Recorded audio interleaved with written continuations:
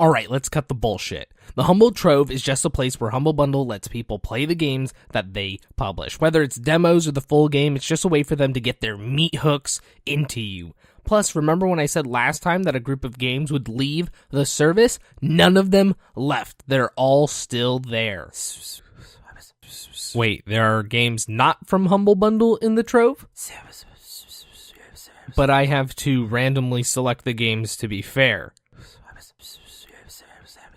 Is this Hellblade Senua's Sacrifice? So since Humble Bundle actually kept the games they said that were leaving the Trove, I've kept them, except for Keyboard Sports obviously, in the list of games from the Trove that I need to play. I will now randomly pick a game to play this week. If you had any doubt these games were chosen randomly, trust me, I wouldn't have chosen this one, because the game I'll be playing is Gunmetal Arcadia. Don't forget the zero. I've already bashed this game for being shit in a previous video. Go check that out if you haven't seen it. But for now, we are here, having to beat this game that is not good. But that's all prejudgmental. Maybe I'll like this game, probably not, but let's see. When you start the game, there is this really bad cutscene cinematic thing that tries to explain the world to you. The art just looks shit, let's be honest. It acts like a warning sign for what's to come.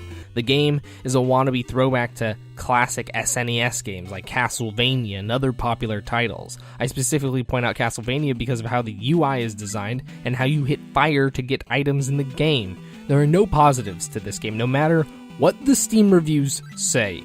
It's a boring, simple game with reskinned bosses and boring-ass levels. You move screen right and occasionally use your sword and jump. Some people think this music is great, but it's trash. The art is not that good, and it's not fun to play. Let me walk you through my experience. You have to go grab your short sword. Then, you move to the right until you beat the game. You move at a constant speed, so you have to walk through the entire game. The first level is really easy, and you could probably use one hand to fidget spin while you play. The bosses are these stupid-looking idiots. I found out that the best way to do anything in this game is to do it with reckless abandon. Don't try to strategize or overthink playing the game. Just try to hit stuff with your sword as much as possible. So that lesson applied to the bosses of the game include walking up to them and spamming your attack button. You're taking loads of damage? Don't worry, keep spamming and you'll live. Every other level after the first one has a mid-boss, in addition to the reskinned end bosses. These fights are really easy because, for the most part, they are just the previous end-level boss. After playing for a while, I found out that your character has a secondary attack that takes ammo. Why the game doesn't tell you about it in the first place is a mystery to me. As you play, you go through these bare-bone levels with enemies sporadically placed about. You can find vendors to buy various items from them, one set of items being main weapons. These are a joke because they are just reskinned short swords, except for the long sword. The difference here is that the long sword is longer than the short sword. This means you should get it since it's literally longer. After you get to the last level, you are given a blue longsword that you play the level with. You go through the stupid level, fight the retarded version of the Xenomorph again, and make it to the final boss after having to wade through lava. The final boss is almost like a reversed version of all the other bosses, because instead of needing to jump to hit the face, you have to jump to avoid the overused fireball attack. After you beat the game, you are rewarded with more shitty cutscene art, and you can finally burn the memory of playing the game from your mind. So I don't know if I made it clear yet that this game is utter garbage, but it is.